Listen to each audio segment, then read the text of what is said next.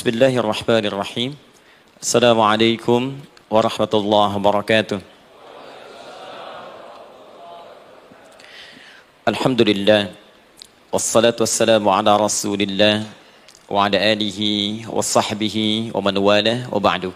Saya ibadallah, usi nafsi wa iyyakum bitaqwallahi faqad fazal muttaqun. Fala tamutunna illa wa antum muslimun. Faqala ta'ala ya ayyuhalladzina amanu taqullaha haqqa tuqatih wa la tamutunna illa wa antum muslimun. Saudara-saudariku hadirin sekalian, terkhusus barangkali seluruh dari stakeholder PT Pertamina EP, khususnya Pak Nanang Abdul Manaf, sahabat kami. Beliau sempat bersama di Libya dulu, 3 tahun terakhir tidak berjumpa. Alhamdulillah, semoga beliau dan jajaran semuanya disehatkan oleh Allah Subhanahu wa taala. Pak Alfian, Pak Khalid, ya, dan seluruhnya dan hadirin sekalian tanpa kecuali, saya bermohon pada Allah Subhanahu wa taala semoga kita senantiasa dirahmati, diberkahi dan dimudahkan oleh Allah Subhanahu wa taala. Alhamdulillah, kita baru saja menunaikan salat zuhur berjamaah. Semoga salat kita diterima oleh Allah Subhanahu wa taala. Ada 2 hal yang paling penting tentang salat ini yang ditekankan dalam Al-Quran. Pertama, kenapa salat begitu penting ditunaikan? Karena ia akan menjadi pembeda antara Khalik dengan makhluk. Jadi kalau kita ingin bedakan Tuhan dengan hamba, maka di antara titik penting perbedaannya, kata Allah langsung itu terletak pada aspek ibadah, khususnya salat. Karena itu ketika Nabi Musa alaihi salam berkenan kemudian langsung diperintahkan oleh Allah sehingga disebut dengan kalimullah yang diajak bicara dan diperkenalkan tentang esensi ketuhanan Allah, maka disebutkan perintah langsung oleh Allah untuk menyembahnya dalam bentuk salat. Al-Quran surah ke-20 Taha ayat ke-14. Kata Allah, innani anallahu la ilaha illa ana fa'budni wa aqimis salata li dzikri. Ya Musa, tidak ada Tuhan kata Allah selain saya. Ya, maka jika engkau telah tahu saya Tuhan, bedanya Tuhan dengan makhluk, fa'budni, maka kewajiban engkau sebagai makhluk menyembah saya. Bagaimana caranya ya Allah, kata Musa? Kata Allah, wa aqimis salata, rahmatullah, wa aqimis salata li dzikri. Maka cara menyembahku itu adalah dengan salat. Karena itu semua nabi dan rasul, bahkan sebelum Nabi Muhammad SAW, diperintahkan oleh Allah untuk mengajak umatnya seluruhnya untuk salat. Ya, Nabi Isa alaihissalam salat. Anda buka Quran surah 19 Maryam ayat 31 sampai 33. Nabi Ismail alaihissalam, ya kakeknya Nabi ke-29, salat. Bahkan meminta keluarganya salat. Quran surah ke-19 ayat 55. Wa kana ya'muru ahlahu bis salah. Nabi Zakaria, saudaranya Imran, salat. Quran surah ketiga, ya, ayat ke-38 sampai dengan 39. Ayat 39-nya tegas mengatakan, "Fanadathu malaika wa huwa qa'imun yusalli fil mihrab." Jadi kalau kita urutkan dari Nabi Muhammad sallallahu alaihi wasallam sampai Nabi Adam alaihi salam, semua menunaikan salat kepada Allah Subhanahu wa taala. Ya, Muhammad bin Abdullah bin Abdul Muttalib bin Hashim bin Abdul Manaf bin Qusay bin Murrah bin Kilab bin Ka'ab bin Ghalib bin Fihir bin Malik bin Nadar bin Kinana bin Khuzaimah bin Mudrikah bin Ilyas bin Nizar bin Mudar bin Ma'ad bin Adnan bin Addi bin Adri bin Muqawwam bin Nagur bin Tarikh bin Ya'rub bin Yasjub bin Nabit bin Ismail alaihissalam bin Ibrahim alaihissalam bin Azar atau bin Nahur bin Abir bin Kinan bin Arfakhshad bin Sam bin Nuh alaihissalam bin Mihlail Matushala bin Kinan bin Anwas bin Thith bin Adam alaihissalam. Dari Nabi Muhammad SAW sampai Nabi Adam semua salat. Coba ulangi. Nanti dalil singkatnya dari Quran surah keempat ayat 163, paling kiri sebelah atas di mushaf. Inna auhayna ilaika kama auhayna ila Nuhin wan nabiyyin min ba'di.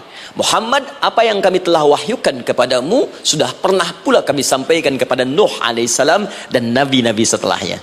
Kenapa tidak disebutkan Adam sebelumnya? Karena Adam itu nabi, bukan rasul. Nabi diberikan risalah untuk pribadi dan kalangan dekatnya, rasul diberikan risalah tugas untuk mengajak umat. Kenapa Nabi Adam bukan rasul? Karena zaman Nabi Adam belum ada umat. Siapa yang mau diajak? Ya? Ini bagian pertama.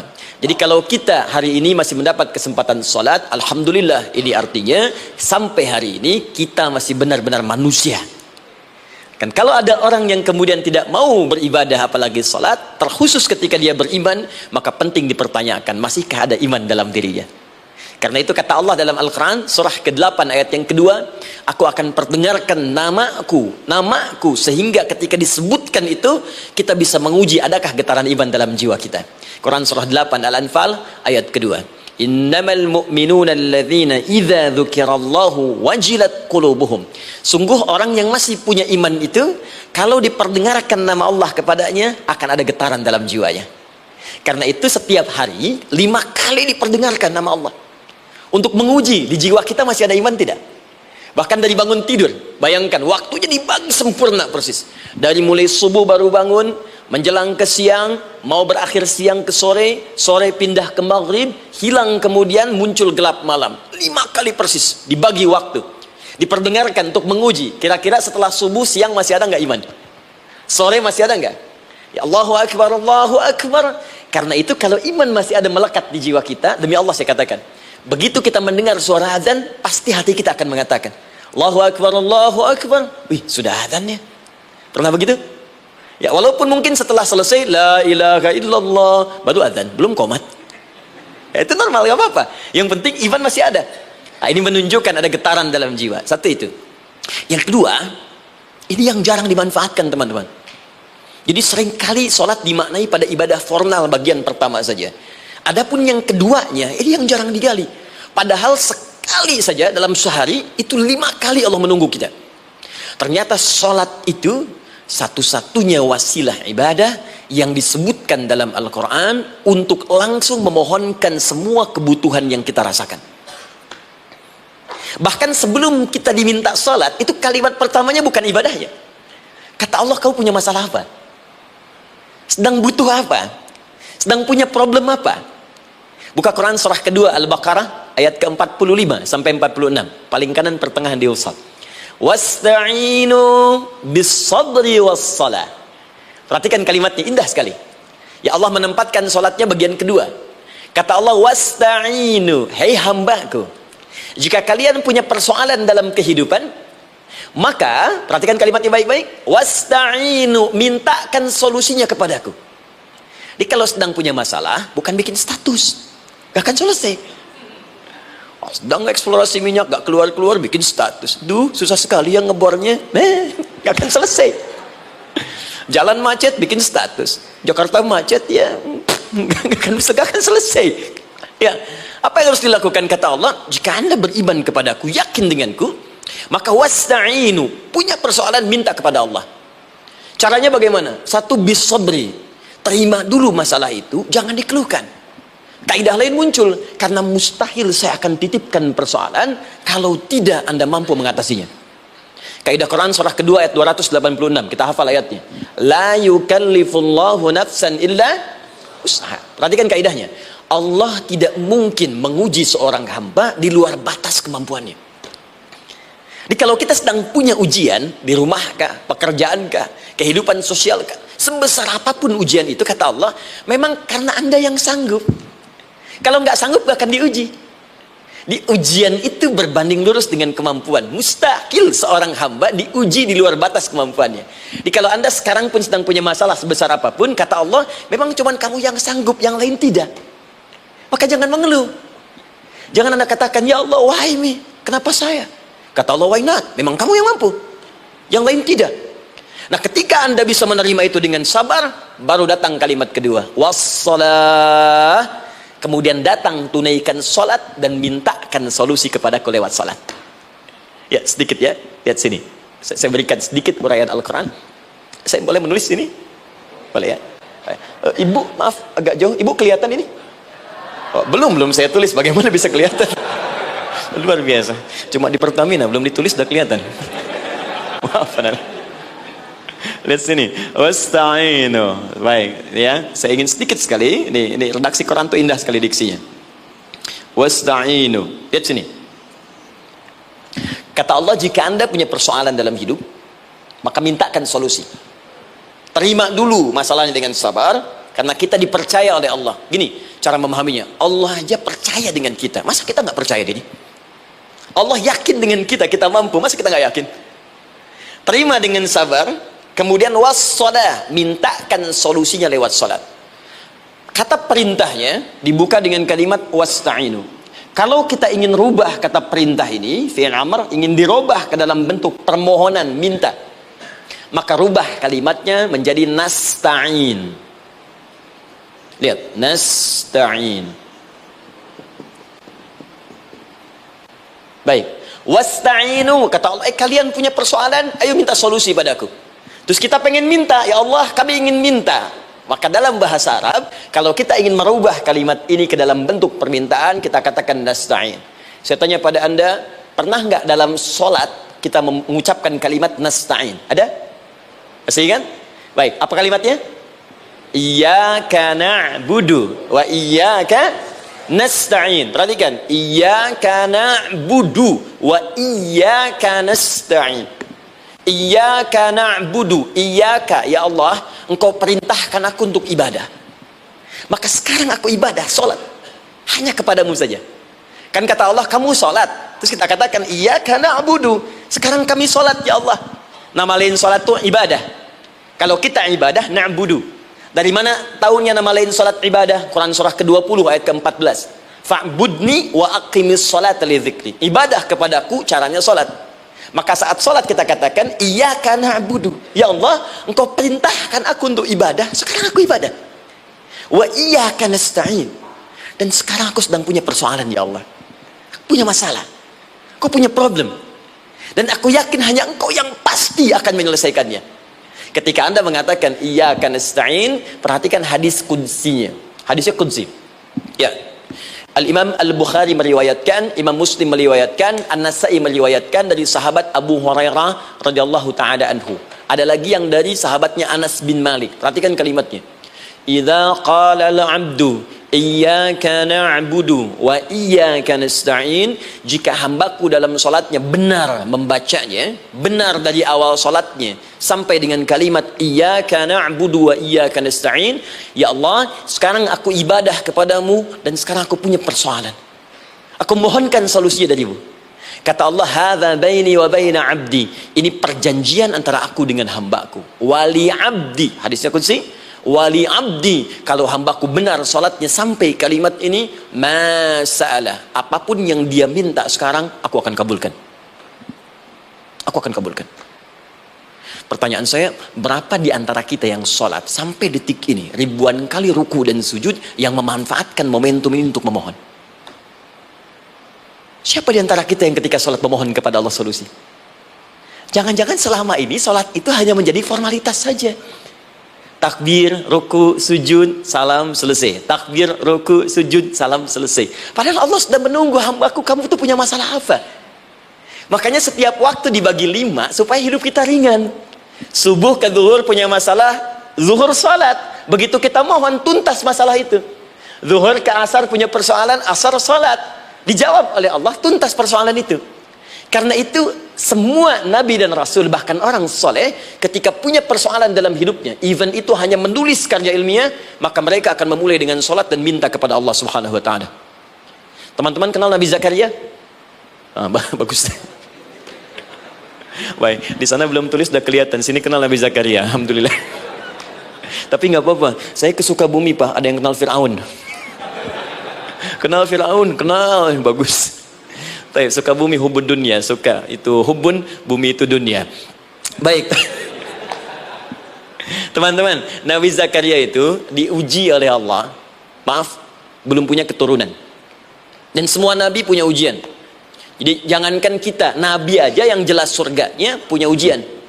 Ya, Anda pernah sakit, Nabi Ayub sakitnya lebih parah dari kita.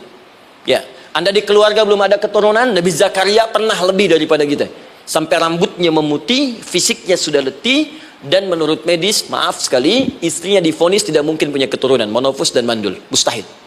Secara klinis gak mungkin, secara medis tidak mungkin. Maka Allah tunjukkan satu isyarat yang sangat luar biasa. Jika Anda mendapati situasi makhluk mengatakan ini mustahil dan sudah angkat tangan, ini tanda pertama dari Allah, langsung tinggalkan pendapat manusia, langsung memohon kepada Allah. Maka turunlah beritanya di Quran surah ketiga Ali Imran ayat 38 sampai 39. Paling kanan sebelah atas di mushaf. Sekarang perhatikan kalimatnya, saya mau sambungkan dengan Al-Fatihah tadi. Hunalika da'a Zakaria rabbah. Di mihrabnya Nabi Zakaria salat bermohon kepada Allah. Qala rabbi habli min ladunka dzurriyyatan thayyibah. Kemudian ia berdoa, Rabbi habli, ya Allah yang maha memberi tanpa batas. Ini adab pertama, kalau teman-teman mau berdoa, sebut nama Allah sesuai dengan hajat kebutuhan kita. Itu yang disebut dengan al-asma'ul husna. Di asma'ul husna itu bukan nama-nama indah yang sekedar dihafal, bukan. Tapi nama yang diberikan oleh Allah sesuai dengan kebutuhan hidup kita. Dalilnya Quran surah ke-17 ayat 110. Ya, paling kanan sebelah atas di mushaf, ke pertengahan. Ya, kata Allah, Qulidhu Allah. Jika Anda punya persoalan, sebut nama Allah. Allah Awir Rahman atau Ar-Rahman. Ayyamma tad'u, tapi kalau Anda ingin spesifik meminta, falahul asmaul husna. Pilih nama Allah, ia punya nama-nama yang indah sesuai kebutuhan kita. Jadi kalau teman-teman misalnya minta kelancaran rezeki, sebut ya Allah ya Razzaq. Anak mau ujian, ya Allah ya Al-Alim. Di proyek misalnya ada hambatan, ada gangguan, ya Allah ya Al-Jabbar ya Al-Malik. Ingin mudah mengatasi ujian, ya Allah ya Sabar. Minta. Ya, jangan semuanya disebutkan, nanti jadi beban. Ya Allahumma ya Rahman ya Al-Malik ya Al-Quddus ya Sabar, gitu kan? Yang tadinya nggak punya masalah jadi macam punya masalah, gitu kan? Pilih salah satu. Nah, jika Anda ingin memohon pada satu hal yang mustahil menurut manusia, maka minta dengan menyebut nama Allah yang memberi tanpa batas, mustahil di dalamnya. Nama Allah tersebut namanya Wahhab. Wahhab. Ya Allah, ya Wahhab. Al-Wahhab. Kalau kita rubah dalam bentuk permintaan, maka singkat kalimatnya dengan hab. Hab. Untuk sendiri habli, untuk banyakkan hablana. Rabbana hablana min azwajina wa dzurriyyatina qurrata a'yun. Nabi Zakaria minta karena sendiri yang mengalami situasi itu, maka beliau katakan, Rabbi habli, ya Allah habli min ladunka, ya Allah yang tak punya batas dalam pemberian. Mereka mengatakan aku tak akan punya keturunan. Mereka mengatakan mustahil aku punya anak. Dan aku yakin kau memberi batas tanpa memberikan pemberian tanpa batas. Aku mohon darimu saja. Darimu saja, dzurriyyatan thayyibah, keturunan-keturunan terbaik. Innaka sami'ud du'a. Engkau pasti mendengar doa saya. Kalau pada yang maha memohon saja, maha mendengar saja tidak mengabulkan, lantas kepada siapa lagi aku mesti minta? Tapi poinnya bukan itu. Poinnya adalah ini disampaikan oleh Nabi Zakaria dalam keadaan sedang sholat. Mesti berdiri dalam sholatnya. Dalam bahasa Arab berdiri disebut dengan qaimun, qaim. Berdiri. Sedang sholat disebut dengan yusolli. Perhatikan ayat 39-nya. Fanadathul malaikatu wa huwa qaimun yusalli fil mihrab. Maka seketika ketika doanya selesai dipanjatkan, sholatnya belum selesai. Doanya selesai dipanjatkan, seketika datang malaikat menyampaikan, kamu dapat kabar gembira, Anda akan punya anak, bahkan namanya langsung diberikan oleh Allah, Yahya. Artinya hidup. Yang mustahil menurut manusia, lahir dari rahim seorang perempuan yang divonis monopos dan mandul, kata Allah bagiku yang gak ada yang mustahil. Jadi dan hidup dia. Kapan itu terjadi? Masih sholat dan belum selesai dalam sholatnya, dalam keadaan berdiri. Sekarang saya tanya Anda, kita membaca iyyaka na'budu wa iyyaka nasta'in dalam keadaan ruku atau sujud? Sujud. Berdiri. Berdiri teman-teman.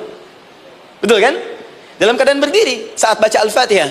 Iyyaka na'budu wa saat kita mengatakan wa iyyaka nasta'in, Allah balik bertanya, apa yang kamu butuhkan? Nabi Zakaria itu sholat dulu baru minta. Kita umat Nabi Muhammad karena keutamaan nabinya, sebelum sholat dah ditunggu. Butuh apa? Mau minta apa? Karena itu saya ingin katakan, ayo manfaatkan momentum sholat ini. Jangan sekedar kita kemudian tunaikan formalitas, tapi kita tidak mendapatkan keuntungannya. Ayo, semuanya. Dari mulai takbir sudah ada doa. Ruku ada doa. Bahkan sujud kita bisa perbanyak dalam bahasa hati kita untuk memohon kepada Allah Subhanahu Wa Taala. Jelas sampai di sini? Baik. Mudah-mudahan insya Allah doa kita dikabulkan oleh Allah Subhanahu Wa Taala. Ini baru mukaddimah, kita belum mulai, ini pengantar. Tema kita hari ini tentang Al-Quran, dan mudah-mudahan kita diberikan insya Allah kelancaran untuk bahasan kita, dan topik ini insya Allah akan memberikan banyak manfaat dari apa yang kita kerjakan dalam keseharian kita. Saya mohon izin untuk melambatkan bacaan karena tadi hanya mengantarkan saja. Teman-teman, kenapa mesti Al-Quran? Apa esensi Al-Quran? Dan kenapa Al-Quran diwahyukan pada Nabi Muhammad SAW?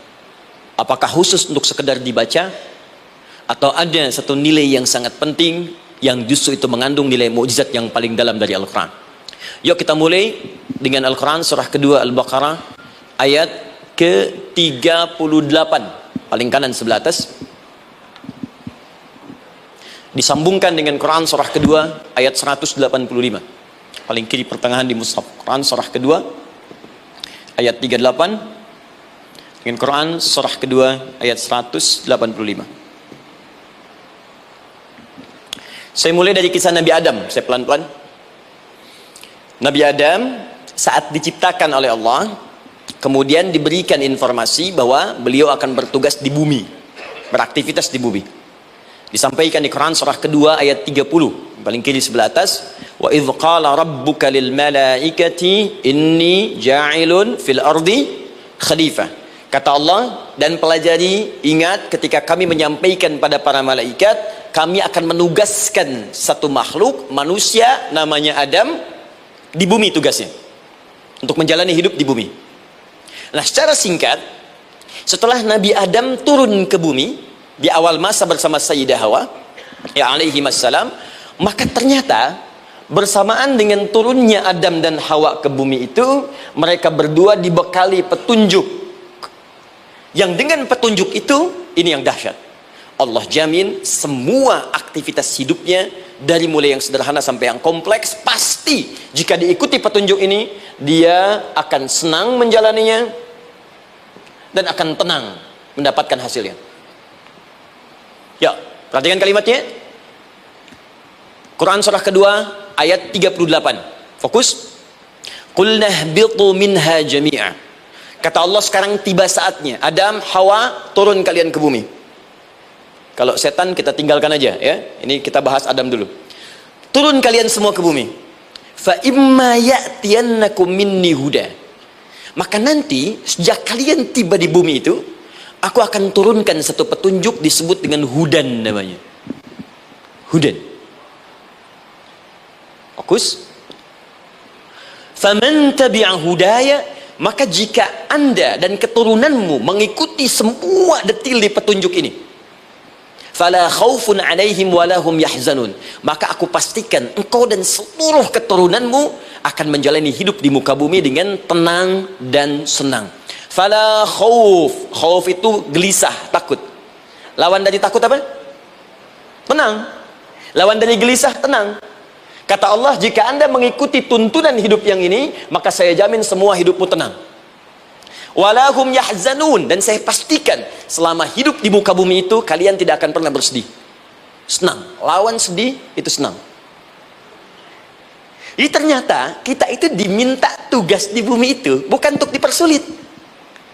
Jadi kalau ada yang hidup sampai saat ini sedih, deh, di rumah tangga sedih, di kantor nggak tenang, pasti di antara poinnya bukan nggak mampu senang, tapi boleh jadi yang hidup ini tidak membaca petunjuk kehidupannya. Anda kerja di perusahaan, teman-teman ada yang di Pertamina, ada yang di yang lain. Kalau Anda nggak ikuti petunjuk, kan pekerjaan tidak akan berlangsung dengan nyaman, kan? Kalau Anda nggak ikuti aturannya, bagaimana bisa mengerjakan petunjuk itu dengan nyaman? Maka apalagi hidup yang kompleks. Kata Allah, sejak Adam saya turunkan, sudah ada petunjuk kehidupan, saya namakan dengan hudan. Anda ikuti petunjuk ini, maka langsung jaminan dari Allah, semua yang Anda jalani dalam hidup, pasti saya jamin senang dan tenang. Petunjuk ini disebut apa? Hudan. Nah, agak cepat. Di setiap masa, Nabi Adam selesai hidupnya, generasi kemudian berkembang, datang lagi Nabi Nuh, sampai ke Nabi Muhammad SAW. Perhatikan baik-baik. Setiap berganti generasi akan turun hudan sesuai dengan kebutuhan masyarakatnya pada saat itu. Baik, Nabi Musa menerima kitab apa namanya? Nabi Musa Taurat. Taurat disebut hudan dalam Al-Quran. Muncul Nabi Musa, Kitabnya disebut Taurat. Perhatikan baik-baik. Tahukah teman-teman ketika Taurat disebutkan dalam Al-Quran? Buka Quran surah ke-17. Ya, ayat yang kedua. Wa ataina Musal kitaba. Kami berikan kepada Musa kitab.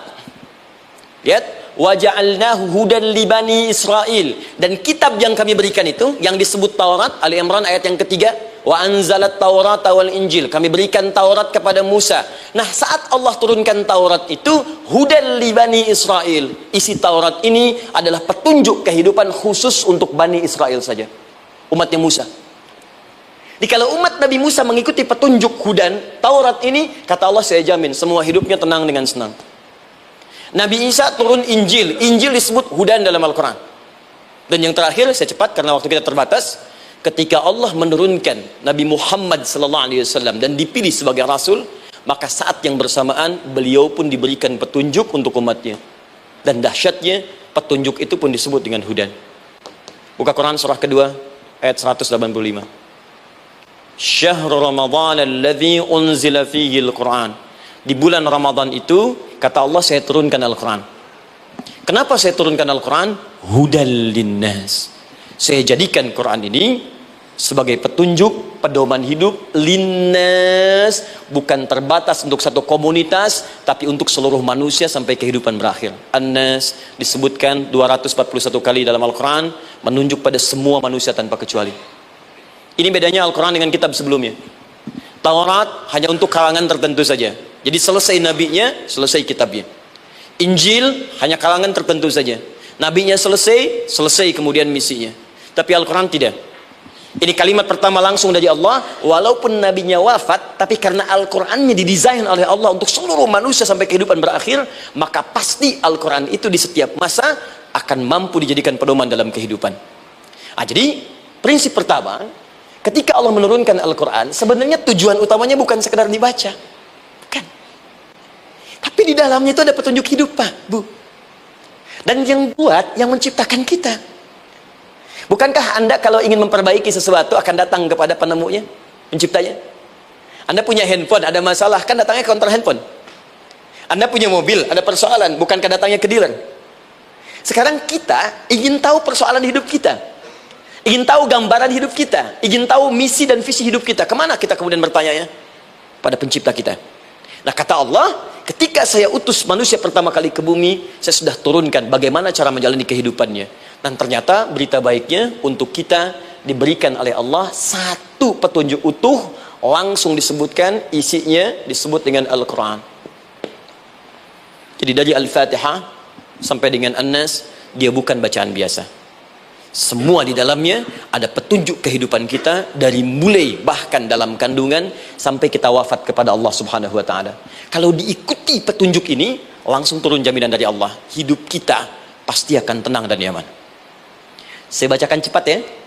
Tapi nggak usah ditulis, nanti kalau teman-teman agak terlambat mengikutinya, Anda buka kembali rekamannya, Anda boleh runtutkan kembali.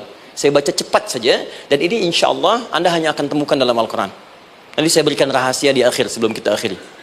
Yuk, satu, Anda silahkan bandingkan dengan buku manapun, referensi manapun, Anda hanya akan temukan dalam Al-Quran. Dari sejak sebelum lahir, bagi perempuan yang tengah mengandung, langsung Allah berikan tuntunan bagaimana agar kandungan itu berjalan dengan sehat, nyaman, dan mudah ke persalinan. Quran surah ke-7 ayat 189. Perkembangannya bisa diamati dan dicek kemudian, ya, baik ke dokter atau yang lain. Nanti perkembangannya disebutkan di Quran surah ke-22 ayat ke-5. Dirinci lagi di Quran surah ke-23 ayat 11 dari 9 sampai dengan 13. Kemudian mulai terlahir, dari lahiran diberi petunjuk oleh Allah. Nih, berikan ASI maksimal 2 tahun. Kalau ingin berhenti sebelum 2 tahun boleh, begini caranya. Quran surah kedua ayat 233. Dari sampai usia 2 tahun menjelang balik, kata Allah berikan 4 pendidikan dini. Ini turunannya disebutkan 1, 2, 3, 4. Jika Anda ajarkan ini, maka anak ini akan tumbuh. 1, dekat dengan Allah. 2, dijamin taat pada orang tuanya. 3, dia akan baik dengan lingkungannya. Dan 4, dia akan bertahan dalam kebaikan sampai dia dewasa. Quran surah ke-31 ayat 13 sampai dengan 19. Usia 7 tahun, ya, mulai dia balik misalnya, dia akan mulai belajar bagaimana cara belajar yang baik supaya cepat paham. gampang mengerti. Turun Quran surah ke-9 ayat 122. Amalannya di Quran surah 96 ayat yang pertama. Kemudian rinciannya diturunkan di Quran surah kedua ayat 282 di ujung ayatnya. Lalu bagaimana mencari sekolah yang bagus, majlis yang baik, guru-guru yang baik, diturunkan Quran surah ke-58 ayat ke-11. Dicontohkan tentang Maryam dan Nabi Isa alaihissalam di Quran surah ketiga ayat 35 sampai dengan 37. Naik lagi, dia mulai dewasa, ya, mulai bergaul, bahkan kadang-kadang merantau, punya tempat komunitas berbeda. Bagaimana supaya dia bergaul tidak terpengaruhi lingkungan yang tidak baik. Maaf ya, kadang-kadang ibu yang sudah mengandung, melahirkan, ayah mencari nafkah, tiba-tiba anak pergi bahkan ke kampus, ke sekolah, dapat teman yang gak bagus, pulang-pulang mengecewakan Anda. Dan bagaimana menemukan tempat-tempat yang baik untuk bisa menjaga perilaku anak ini? Ditemukan nanti di Quran surah ke-49 ayat ke-13-nya. Dirinci perkembangannya di Quran surah ke-12 Yusuf ayat 2 sampai dengan ayat 29-nya. Sampai ketika dia akan mulai kemudian menikah, kata Allah, pilih pasangan yang baik dengan ta'aruf, berikan mahar yang sempurna. Quran surah ke-4 ayat ke-4. Kemudian dia mulai menikah, kata Allah, sebelum menikah pelajari dulu fikih nikah. Banyak orang yang menikah tapi karena tidak belajar tentang persoalan rumah tangga, apa yang akan terjadi di rumah tangganya. Detil Pak, Bu. Kata Allah, ini kalau kamu berbuat begini akan ada miskomunikasi. Kalau ada miskomunikasi persoalannya akan begini, solusinya begini. Maka diturunkan dasarnya di Quran surah ke-30 ayat 21, detilnya di Quran surah ke-4 ayat 34 sampai dengan 35. Paling kiri sebelah atas sampai dengan ke tengahnya. Anda berlanjut, diterangkan oleh Allah, hei, tugas suami saat mulai pertama kali menikah, maka tugas yang pertama siapkan untuk mencari nafkah. Bagaimana caranya ya Allah? Diturunkan oleh Allah. Satu, jangan takut kehilangan rezeki. Jangan pernah mencuri, jangan pernah ngambil punya orang, karena punya kamu akan saya berikan sempurna. Kamu ngambil punya orang, maka kamu akan menyulitkan diri sendiri. Itu akan dikembalikan pada yang berhak. Ya, turun Quran surah ke-51 ayat 22. Dirinci, begini cara nyarinya. Quran surah kedua ayat 168. Kalau Anda ingin cepat baru bergerak, rizkinya sudah dapat. Quran surah kedua ayat 172. Ada yang dahsyat, dia belum keluar, rizkinya yang mendatangi dia. Jadi nanti di Al-Quran ada 8 jenis rizki. Di antara yang paling hebat, ada yang belum Anda datang, rizkinya sudah menjemput. Ada orang mendatangi rizki, ada rizki mendatangi dia. Contoh, Al-Imam Asy-Syafi'i sedang berdiskusi dengan Imam Malik, gurunya. Kata Imam Asy-Syafi'i, Syekh, rizki itu mesti saya cari dulu, baru kita dapat. Kata gurunya, ya Syafi'i, ada rizki yang cukup kita beramal dekat kepada Allah, dia akan datang tanpa kita cari dengan ikhtiar manusia. Kata Syafi'i, mustahil. Kata Quran kan kita kerja dulu baru datang. Kata Imam Malik, gurunya, kamu yang belum sampai, kita amalkan ini, rizki datang. Maka berhenti sampai di situ. Imam Syafi'i pamit. Di jalan tiba-tiba beliau mendapati ada panen anggur, Pak, Bu. Terus dipanggil sama yang punya kebun. Ya, pemuda, katanya, sini, mau bantu nggak? Kalau kamu bantu, kami berikan anggurnya. Maka beliau bantu panen, petik, sampai setelah selesai diberikan anggur yang besar-besar, hanum. Senyum, senang beliau. Ternyata senangnya bukan karena dapat anggur. Senangnya karena merasa pendapatnya benar. Kalau saya nggak bantu panen ini, nggak akan dapat saya anggur. Cuma karena saya bantu, saya diberi ini. Maka rasa senangnya inilah dibawa kemudian kepada gurunya, ingin laporan. Tapi perhatikan adabnya. Dia tidak mengatakan, guru, nih saya benar. Kalau saya nggak ikut panen, nggak dapat saya ini. Perhatikan kalimat Asy-Syafi'i. Guru, tadi saya di jalan, dipanggil oleh pemilik kebun, ikut panen anggur. Begitu saya bantu, saya diberikan anggur ini. Beliau tekankan dengan kalimat yang kencang pada kalimat, begitu saya bantu, saya dapat anggur ini. Imam Malik tersenyum mengatakan, Masya Allah Syafi'i, luar biasa. Ini siang begitu panasnya, tadi saya mau keluar ngajar, terfikir di benak saya, Allah, kalau ada anggur yang besar-besar, enak rasanya. Tiba-tiba kamu datang bawa anggur. Jadi Imam Syafi'i kerja dapat sesuatu, Imam Malik terfikir sesuatu, datang rezeki. Itu ada di Quran surah ke-7, teman-teman, ayat ke-96, paling kanan sebelah atas di mushafnya. Baik, teruskan dulu. Ya, Anda dalam mencari kerja, ingat, kalau Allah yang sampaikan pasti terjadi. Jangan dikira mudah. Kata Allah akan ada persaingan, akan ada kadang-kadang singgungan, akan ada tantangan, maka mulai petakan tantangan apa yang akan Anda lalui saat Anda mulai mencari nafkah itu. Maka turun Quran surah kedua ayat 214, paling kanan sebelah bawah. Am hasibtum an tadkhulul jannata. Hei, apa kamu mudah begitu saja mengira akan sukses dalam pekerjaanmu? Bahkan bisa diartikan surga, ingin masuk surga. Walamma ya'tikum mathalul ladzina khalau min qablikum. Sebelum engkau diuji seperti orang sukses dulu pernah sukses. Lihat mereka. Enggak ada orang sukses yang instan. Cuman balikan telapak tangan dapat, tidak. Kata Allah, lihat orang-orang dulu. Lihat orang-orang hebat dulu, bagaimana mereka bisa kaya, bisa sukses, bisa punya posisi. Masat umul ba'sa, petakan olehmu tantangan apa yang akan dihadapi saat engkau bekerja itu. Satu, kata Allah, ba'sun, ada yang ringan. Ya, ba's. Ba'sa jama' dari kata ba'sun. Dua, dara. Ini sudah menengah, jama' dari kata durun. Tiga, zilzal. Ini yang paling tinggi puncaknya. Jadi kalau anda sudah mendapatkan ini, yakinlah, berarti anda akan mendapatkan posisi yang tinggi. Karena mustahil orang besar diuji dengan ujian yang kecil. Zilzal, ini bagian ketiga.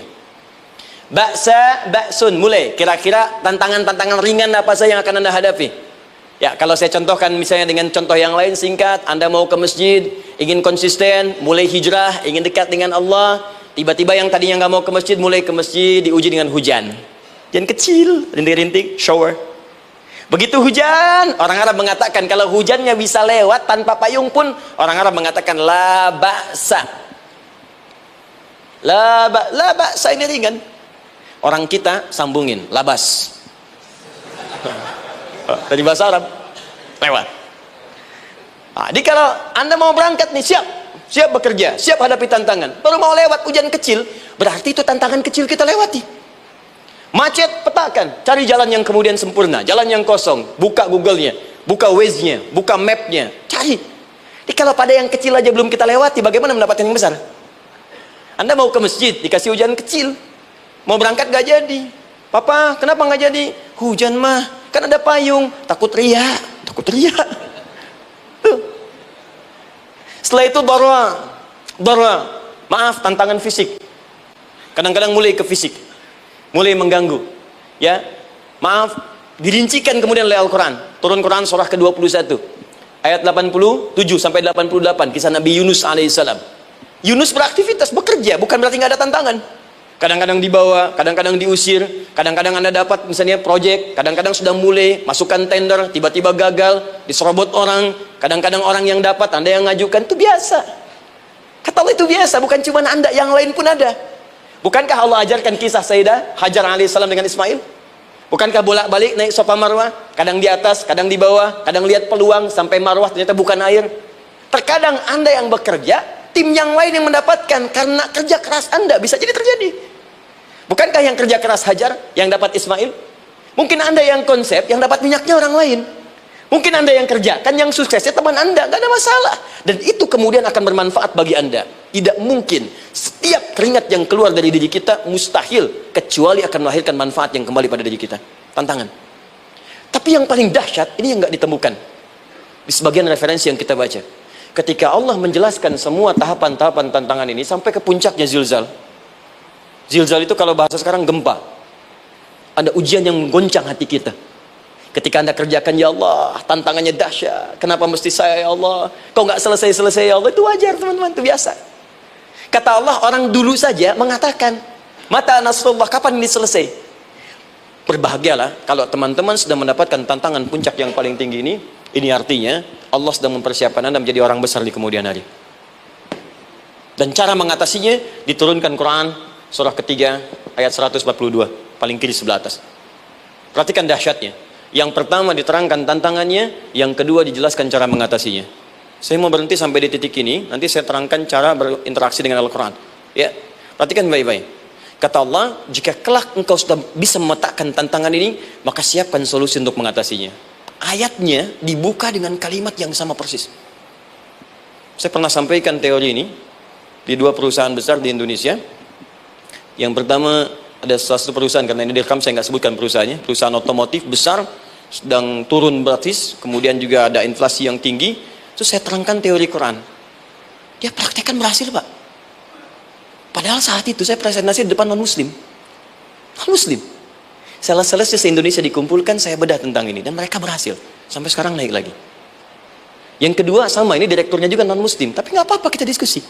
Dan mau mendengar teori ini, dan praktekkan, naik. Ya, dulu di satu perusahaan minyak juga, sedang turun, karyawan semua dikumpulkan, lalu kita bahas tentang ini, kita terangkan. Yang ini yang paling menarik dari Al-Quran. Kalimatnya sama persis, Quran surah ketiga, ayat 142. Am hasibtum an tadkhulul jannata. Apa Anda duga akan begitu mudah mendapatkan kesuksesan dalam hidup? Tolong fokus baik-baik. Jangan selalu mengartikan jannah dengan surga. Karena asal kata jannah itu artinya kesuksesan, kebahagiaan yang belum tampak. Surga, kenapa disebut dengan jannah? Karena itu puncak kebahagiaan kita yang belum nampak sekarang. Ya, saya kasih rahasia ya. Ini antara kita saja nih. Kalau ada kata jim dengan nun di depannya, itu pasti tidak nampak, tersembunyi. Apapun tambahannya. Ya, misal, jin kenapa disebut dengan jin? Karena memang ketika diciptakan dia tidak tampak, tersembunyi. Lawannya ins, karena itu kita disebut ins, karena saat lahir kita tampak. 18 kali disebutkan dalam Al-Quran. Ya ma'syaral jinni wal ins, wa ma khalaqtul jinna wal ins. Jadi jin disebut jin karena memang fitrahnya tersembunyi, nggak nampak. Jadi kalau ada jin melakukan penampakan, itu jin sedang kena masalah, sedang keluar dari fitrah. Sama dengan manusia, harusnya tampak. Jadi kalau ada manusia yang senang sembunyi-sembunyi, dia sama dengan, bukan saya bilang, sedang punya masalah. Ke kantor sembunyi-sembunyi, hati-hati Pak Alfian tuh. Biasa ada pintu depan, masuk pintu belakang. Suami di rumah buka WA sembunyi-sembunyi, Bu hati-hati itu. Pulang lewat pintu belakang, berarti sedang punya persoalan dalam hidup. Setiap ada jim dengan nun, pasti tersembunyi. Ibu punya janin, rahim, dalam rahim ada janin. Kenapa disebut dengan janin? Jim nun, ya nun. Karena sosok itu belum nampak dalam pandangan kita. Nanti kalau sudah lahir baru tampak. Jannah, kenapa disebut jannah? Karena belum tampak dalam pandangan kita, nanti kelihatan. Karena itu dalam Al-Quran kata jannah itu tidak dikhususkan dengan surga, tidak dikhususkan dengan surga. Kadang-kadang menunjuk aspek kesuksesan yang belum tampak. Anda mau ngomor minyaknya belum tampak, belum kelihatan. Anda mau kerja, ya hasilnya kan belum tampak, baru ikhtiar sekarang. Karena itu orang Arab disebut kaya kalau mereka mendapatkan kebun yang tak tampak sebelumnya. Kebun anggur, bukan kurma, kalau kurma banyak. Kebun anggur, ada apel, ada jeruk, sampingnya ada sungai-sungai, disebut dengan jannah. Ya, kalau punya unta, nggak kaya di Arab, biasa. Karena yang kelihatan padang pasir, unta, hitam, merah, biasa. Tapi kalau sudah punya kebun anggur, yang sulit di padang pasir ada kebun, itu baru disebut kaya. Karena itu orang Arab kadang mengartikan jannah dengan aspek kesuksesan yang belum tampak. Diartikan dengan kebun anggur, kebun apel, dan macam-macamnya. Perhatikan, am hasibtum an tadkhulul jannah. Apa Anda duga ingin sukses itu begitu mudah? Sukses jadi tidak. Walamma ya'lamillahu alladhina jahadu minkum wa ya'lamas sabirin. Perhatikan baik-baik. Sebelum Allah memastikan pada diri Anda terdapat dua hal yang paling utama untuk mengatasi tantangan tadi. Satu, jahadu, kesungguhan, serius. Jadi kalau mau sukses mesti serius, kerja serius, cintai pekerjaan Anda, ya, belajar anak-anak serius, pastikan belajar dengan serius. Jangan cuma anak-anak duduk paling belakang, nggak pernah nanya, kadang ngantuk, pulang, ujian, besoknya mau ujian baru belajar, ya, sistem SKS, sistem kebut. Ya kadang-kadang sejam Bu, Pak. Saya pernah ada orang di luar ngadu waktu di Libya, Ustadz gimana ini orang Indonesia? Kenapa? Saya belajar 3 bulan, besok mau ujian. Teman antum orang Indonesia pinjam catatan saya baru semalam, dia dapat 8, saya 7,5. Saya bilang, Anda belum tahu sistem SKS. Baik, ya. Tapi itu bukan solusi. Begitu ujian selesai, ilmu lupa. Itu poinnya. Jadi kalau hanya sekedar ilmu dipakai untuk ujian, pada prakteknya nggak akan terpakai. Ini banyak anak sekolah sekarang hanya belajar untuk ujian saja. Padahal kalau dipraktekkan, kadang kaitan dengan agama tinggi Bu, Pak. Fisika itu dengan agama itu tinggi. Gaya F1 sama dengan F2, gaya gerak sama dengan gaya dorong. Gaya sedikit, maka keluarnya sedikit. Pukul kencang, bunyinya kencang. Imannya kalau kuat, amalan jadi banyak. Iman sedikit, amal pun sedikit. F berbanding lurus dengan P, hukum Pascal. Gaya berbanding lurus dengan tekanan. Masuk bab akhlak. Makin banyak gaya, makin banyak tertekan. Nah itulah. Gaji 5 juta, gaya 10 juta, kan? Ini serius. Serius. Di divisi apapun Anda, saya 3 sepekan lalu lah takziah ke tempatnya yang Habibie, terus diminta tausiah di sana. Dan saya perhatikan beliau termasuk yang paling serius ketika diberikan tugas apapun. Gak pernah diberikan amanah kecuali mencintai pekerjaan itu. Yang Habibie demikian. Ciri orang sukses itu serius. Tapi keseriusan itu, kata Allah petakan jadi 3 bagian lagi. Karena jahadu itu punya 3 turunan kata. 1, keseriusan merencanakan, disebut ijtihad namanya. Punya rencana. Mappingnya apa? Stepnya apa? Oke, Anda ingin kerjakan sebuah proyek, baik, proyeknya berlangsung berapa lama? Target kita apa? Jangka panjangnya, menengahnya, jangka pendeknya. Kemudian apa tantangan yang akan dihadapi di setiap tahapan-tahapannya? Selesaikan. Bahkan saking pentingnya tahap perencanaan ini ditunjukkan oleh Allah langsung lewat sholat. Teman-teman masih ingat sholat pertama yang kita kerjakan setiap hari, sholat apa namanya? Subuh. Apa artinya subuh? Tuh, ini masalahnya. Ini kata Al-Quran sendiri ya, kata Al-Quran sendiri. Nanti akan ditemukan orang yang ibadah tidak paham apa yang dikerjakan dan dilakukan dalam ibadahnya. Contoh sholat. Kata Allah akan ada orang sholat yang saat sholat tidak mengerti apa yang ia baca dan ia lakukan dalam sholatnya. Jujur tanyakan pada diri kita. Sampai detik ini, dari sekian ribuan kali ruku dan sujud, berapa persen bacaan sholat yang kita pahami? Jangan-jangan kita ruku tapi nggak ngerti yang dibaca. Sujud tak paham yang diungkapkan. Bagaimana bisa khusyuk? Mustahil. Maka kembali ke sini. Kenapa sholat pertama itu disebut dengan subuh? Teman-teman, ternyata semua nama sholat dari subuh sampai isya, plus bacaan dan gerakan dari takbir sampai salam, itu bukan sekedar gerakan semata. Semua ada artinya, ada maknanya. Dan diajarkan oleh Nabi langsung. Subuh disebut dengan subuh. Ada 2 kata. 1, fajar. Quran surah ke-17 ayat 78. Inna Qur'an al-fajri kana mashhuda. Kedua, subuh di surat At-Takwir. Was-subhi idza tanaffas. Kenapa disebut fajar? Fajar itu pancaran positif, pancaran kebaikan. Jadi kalau yang baik disebut fajar. Kalau yang jelek disebut fujur.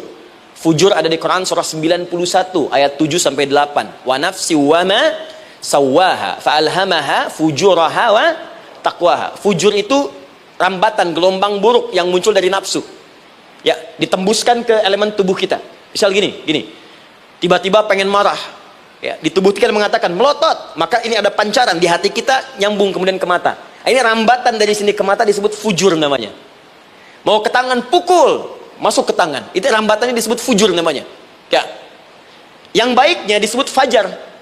Ya, misal saya ingin sholat, tiba-tiba hati mengatakan sudah azan, merambat ke kaki, cepat melangkah, cepat wudhu. Nah, itu rambatannya disebut fajar namanya, atau infajar. Ini pasti ada, ya. Fujur nama lainnya nafsu. Disebutkan 115 kali dalam Al-Quran. Takwa, rambatan fajar, sumbernya takwa. Disebutkan 115 kali dalam Al-Quran. Di jiwa kita ada takwa, ada nafsu. Takwa yang dorong malaikat, disebutkan 88 kali dalam Al-Quran. Nafsu yang dorong setan, disebutkan sama 88 kali. Di setiap Anda akan mengerjakan satu hal, pasti akan yang mendorong pada yang baik, akan mencegah dari yang baik itu nafsu. Pasti itu. Pak Alfian mau tanda tangan proyek. Tiba-tiba disodorkan, Pak, ini Pak, kok begini proyeknya? Perbaiki, karena ada yang nggak beres. Tapi fee-nya lumayan Pak, 1 miliar. Nggak bisa, jiwa takwa mengatakan jangan terima Pak. Bapak mengatakan maaf, ini jari tahiyat, gak akan pernah dipakai maksiat, perbaiki, datang lagi. Ini Pak, kok sama? Fee-nya diperbaiki Pak, 100 miliar. Nafsunya mulai berkata, terima. Takwanya bilang, jangan. Akhirnya beliau katakan, tangan tahiyat gak akan pernah dipakai maksiat. Tapi tunggu, saya istighfar dulu.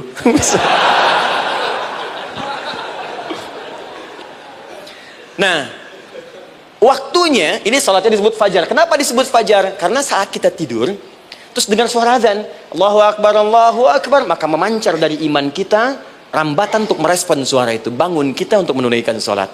Waktunya disebut subuh. Kenapa disebut subuh? Dari kata asbah. Asbah itu artinya yang siap dengan rencana. Ya, orang Islam tuh nggak ada yang bangun dari tidurnya kecuali punya rencana jelas yang akan dieksekusi dari itu. Makanya sebelum kita bekerja mengeksekusi itu, kita datang menghadap Allah supaya Allah berikan kemudahan di setiap aktivitas kita. Coba lihat manajemen Nabi. Bukankah sebelum tidur beliau istighfar dulu? Dirinci pekerjaannya, dicatat yang akan dikerjakan besok, istighfar 70 kali, 100 kali, sehingga dengan istighfar saat tidurnya tenang. Coba kita biasakan. Ada yang baca Quran, ada yang istighfar. Kalau nggak percaya silahkan cek. Begitu Anda lakukan, tidurnya enak. Besoknya rencana itu sudah siap. Makanya ketika bangun, siap jam 7 mau kemana, jam 8 ada di mana, jam 12 kerjakan apa. Sebelum mengerjakan itu, datang kepada Allah, sujud, ya Allah, saya punya rencana ini, tolong mudahkan. Begitu caranya. Itu yang disebut dengan subuh. Nah, sekarang kembalikan, peta hidup kita mau seperti apa ke depan? Ijtihad. Yang kedua, kalau sudah jelas konsepnya, visinya sudah ada, maka jihad. Yang kedua, jihad. Jihad itu eksekusinya, aksinya, actionnya, perjuangan fisiknya. Rencananya apa? Tahajud malam nanti. Bismillah. Jam berapa? 2:30. Baik, yuk kita mulai rencanakan. Eksekusi rencananya. Bagaimana cara kita bangun 2:30? Pasang alarm. Jam berapa alarm dipasang? 3 kali. Pertama 1:30, kedua 2 kurang 1/4, ketiga jam 2 lewat 1/4. Baik. Alarm pertama untuk mematikan alarm kedua. Alarm kedua matikan alarm ketiga. Ketiga siap-siap. Baik. Siap bangun. Jihad. Awas, ini penting ya. Jihad itu jangan dipersempit maknanya kepada situasi peperangan saja, tidak. Banyak jihad itu luas sekali medannya. Karena jihad itu perjuangan fisik. Dan maaf sekali, dalam konteks perang pun bukan menyerang orang, tapi membela diri saat diserang. Di Islam itu bukan agama ekspansi. Cek di sejarah, nggak ada Islam menyerang. Yang ada itu membela diri saat diserang. Atau saat orang lain dizalimi dan kita diminta untuk terlibat, kita membantu. Ini bukan dalam konteks sekarang yang banyak dibincangkan, tembak orang, bom orang, nyerang orang, bukan. Itu waktu kejadian bom Tamrin itu pertama, saya di Lampung posisinya. Itu begitu meledak, tuar. Pertanyaan pertama Pak di Majelis Taklim, Ustaz, apakah bom di Jalan Tamrin termasuk jihad fisabilillah? Saya bilang, Pak, sependek pengetahuan saya, jihad fisabilillah itu jihad di jalan Allah, bukan di Jalan Tamrin. Kaidahnya beda. Nah, misal mencari nafkah itu jihad.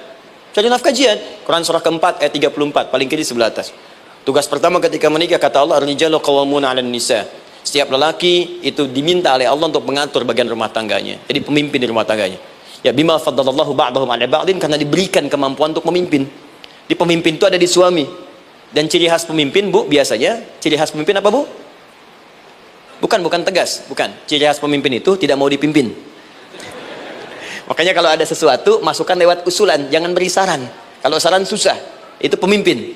Baik, tapi yang paling luar biasa kata Allah, perhatikan kalimatnya indah sekali. Wa bima anfaqu min amwalihim. Saya berikan tugas untuk mencari nafkah. Ketika seorang lelaki bertugas mencari nafkah, ingat ya, konteks apapun, kalau perempuan nanti bekerja bukan nafkah poinnya. Bisa hobi, ya, bisa aktivitas, tapi nafkah kalau sudah menikah itu ada pada suami. Perempuan tidak. Kalaupun tidak dilarang perempuan bekerja, tidak. Sayyidah Aisyah mengajar, ada yang para sahabiah jadi perawat, ya, ada yang pengajar. Banyak dulu sahabat Nabi yang perempuan mengajar. Ya, kan ada pelajaran-pelajaran khusus perempuan. Ya, ada bagian perawat, ada dokter. Ini kan yang ngandung perempuan, masa yang perisa laki-laki? Ya, ada bagian perempuan tertentu. Itu silahkan bekerja boleh, tapi nafkah laki-laki. Begitu lelaki meniatkan pekerjaannya karena Allah untuk mencari nafkah, itu setiap langkahnya jihad fisabilillah. Wafat, syahid. Maaf ya, apakah selama Anda bekerja sudah diniatkan ibadah? Jangan-jangan cuma kerja aja. Kalau cuma kerja, apa bedanya Anda dengan yang belum beriman? Anda wafat juga. Kerja di gedung yang sama, berangkat menemukan kemacetan yang sama. Apa bedanya iman kita dengan yang lain? Satu, kita pasti wafat, pasti pulang. Dan kita nggak bisa pilih, ya nggak bisa pilih. Antum bisa duluan, saya belakangan mungkin. Atau ditukar, saya belakangan, Anda duluan mungkin. Atau memang saya bisa duluan, ya, duluan menyolati Anda. Oke, paham ya?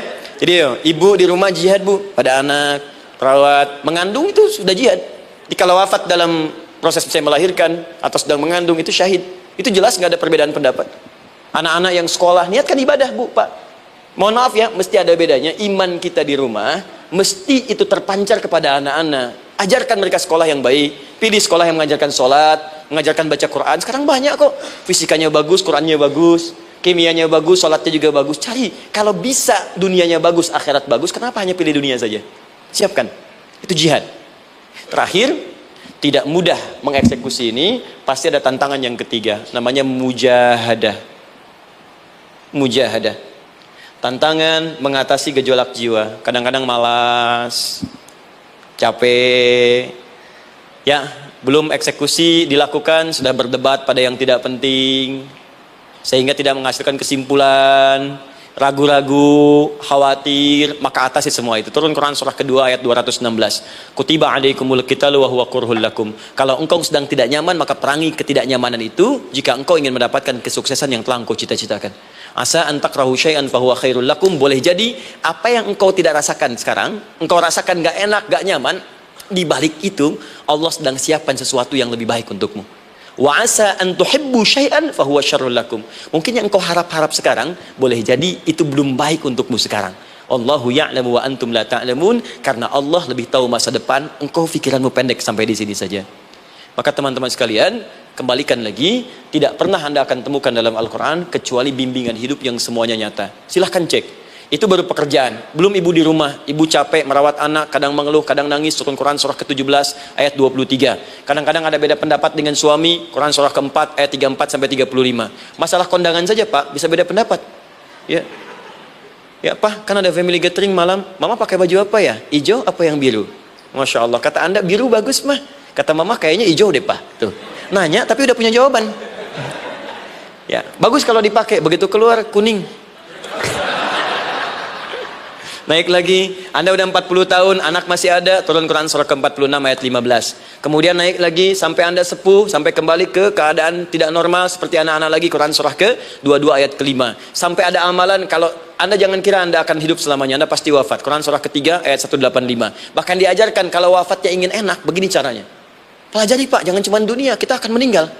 Ini ada di Quran, kalau pengen meninggalnya enak, begini caranya. Ya kalau nggak percaya silahkan amalkan, nanti kita akan lihat di akhir. Ya. Betul, akan kelihatan. Quran surah ke-89 ayat 27 sampai 30.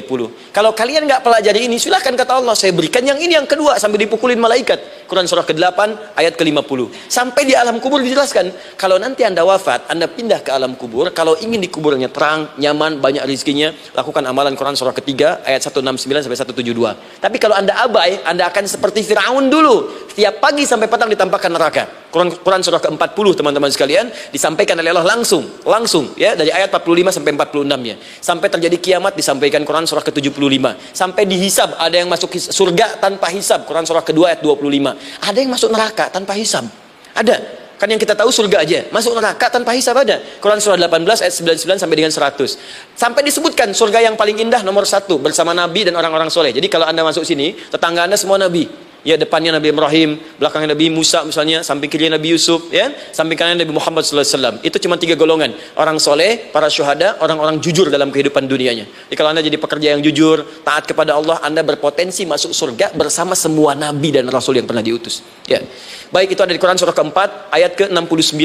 Ada yang kedua di taman surga, Quran surah ke-51 ayat 15 sampai dengan 18. Ada yang surga seluas langit dan bumi, Quran surah ke-3 ayat 133 sampai 134. Ada yang neraka yang biasa, ya, sebiasa-biasa nerakanya kebakar juga.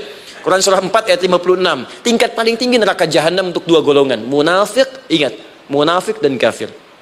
Jadi kalau Anda pun muslim, jauhi perbuatan munafik, karena munafik akan mengantarkan langsung ke dalam neraka jahanam. Quran surah ke-4 ayat 140. Mana yang tidak ada? Mana yang enggak ada di Quran? Semua ada. Bisnis ada, ya, birokrasi ada, diplomasi ada, mengajar ada, ilmu ada. Karena itu saya mau tutup, jika kita ingin benar mengeluarkan petunjuk ini seperti orang dulu pernah melakukannya, maka kata Allah melalui lisan Rasulullah, turun Quran surah ke-29 ayat ke-45. Satu ini aja kita kerjakan, insya Allah ini akan beda kita rasakan. Utslu ma uhya ilaika minal kitab. Jika kalian kemudian hidup di muka bumi, maka keluarkanlah bimbingan dari Al-Quran sesuai dengan kebutuhan kita secara tematik. Utslu itu dari kata tilawah. Tilawah itu baca, pahami, amalkan. Karena itu setiap kita baca Al-Quran, di sampingnya pasti ada yang menerjemahkan supaya kita paham. Betul kan? Ketika ada yang baca Al-Quran, di sampingnya ada siapa? Ya, sari tilawah kan? Baik, sari tilawah itu bahasa Indonesia. Ya, sari, sebetulnya tilawah saja. Tapi mungkin saat yang menerjemahkan dulu pertama di Indonesia, namanya Bu Sari. Karena itu disebut sari tilawah. Ya, kalau Adi mungkin ada di tilawah gitu kan? Nah, jadi teman-teman, caranya begini. Anda keluarkan sesuai kebutuhan. Enggak semua ayat Quran mesti kita kaji. Kalau mau dari awal dari akhir, bagus. Kalau baca silahkan. Hatamkan, Nabi juga hatamkan. Tapi kalau Anda ingin ambil sesuai passion kita, Anda pebisnis, kenapa nggak mengeluarkan ayat bisnis di Quran? Teman-teman yang diperminyakan, keluarkan ayat-ayatnya ada. Quran surah At-Tur, surah 52 itu, keluarkan. Ya, wal bahrul masjur, Dan jika Anda akan melakukan eksplorasi di laut, carilah laut yang punya nih kualifikasi begini, yang di bawahnya ada endapan tanah yang melahirkan api, kata Allah tuh. Itu potensial ada minyaknya. Kalau yang kerja di batu bara, turun Quran surah Fatir, surah 35 ayat 27 sampai 29. Ini jenisnya. Ada yang kelihatan dari jauh, ada yang harus digali, ada yang kelihatan dari jauhnya kelihatan hijau, ada kelihatan menghitam. Disebutkan langsung. Ada. Kenapa nggak Anda turunkan dalam bentuk-bentuk tematik yang itu bagian kita? Ada yang pokok, ada yang spesifik. Yang pokok tentang sholat, karena semua orang sholat. Tentang ayah, Anda jadi ayah berapa tahun? Kenapa nggak dikeluarkan di Quran ayat-ayat tentang ayah? Kenapa nggak dikeluarkan di Quran ayat-ayat tentang ibu? Jangan jauh-jauh dulu bicaranya. Tentang belajar. Nah, nanti eksekusinya, kalau mau cepat, buka kitabnya Al-Imam Al-Bukhari. Ada kitab hadis, saya akhiri, yang dikarang oleh Al-Imam Al-Bukhari dan sangat populer. Apa nama kitabnya? Kalau hafal saya kasih hadiah. Apa kitab Imam Al-Bukhari yang populer? Ya?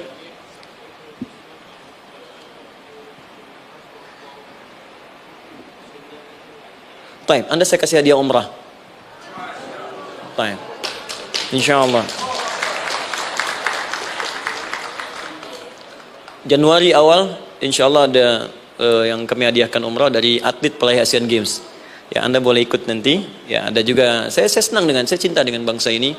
Dia ada peraih Asian Games medali emas yang kemarin. Itu akan kita berangkatkan umrah semua peraih medali emasnya. Nanti gelombang pertamanya bulan Januari. Ya, 2020 nanti, sekitar 3 bulan lagi, insya Allah Anda nanti akan mengikuti. Ada juga nanti dari kalangan Polri, ada TNI juga yang akan ikut, dan saya sertakan. Baik. Al-Jami As-Sahih Al-Musnad Al-Mukhtasar min umuri Rasulillahi sallallahu alaihi wasallam wa sunanihi wa ayyami. Itu namanya. Ayo ulangi. Disingkat Sahih Al-Bukhari. Kenapa saya bacakan lengkap? Bukan karena singkatannya, tapi banyak orang sekarang baca buku, baca kitab, hanya langsung ke isinya. Padahal setiap ulama ketika menuliskan judul kitabnya, itu pasti ada petunjuk di dalamnya. Kata Imam Al-Bukhari, Al-Jami As-Sahih. Kitab ini saya buat sebagai petunjuk umum miniatur kehidupan Nabi yang bisa kita ambil hikmahnya sekarang. Jadi kalau kita pengen tahu bimbingan Nabi di masa lalu, supaya kita terapkan sekarang, buka kitab saya ini.